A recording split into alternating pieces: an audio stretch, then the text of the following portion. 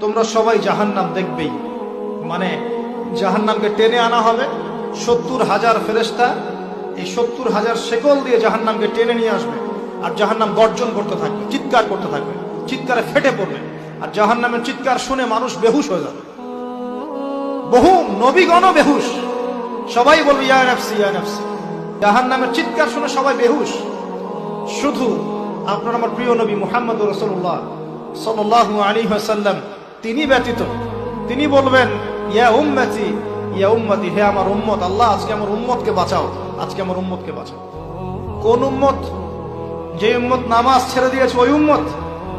কোন উম্মত? যে উম্মত সুদ খাচ্ছে, দেনা আছে ওই উম্মত? কোন উম্মতের জন্য নবী সাল্লাল্লাহু আলাইহি ওয়াসাল্লাম আল্লাহর কাছে গিয়ে কান্নাকাটি করবেন? আমরা কি মুখটাই বা দেখাবো? যে উম্মত এখন বেপরদায় চলাফেরা করে, যে উম্মতের মেয়েরা ছেলেদের পোশাক পরে, ছেলেরা মেয়েদের পোশাক পরে,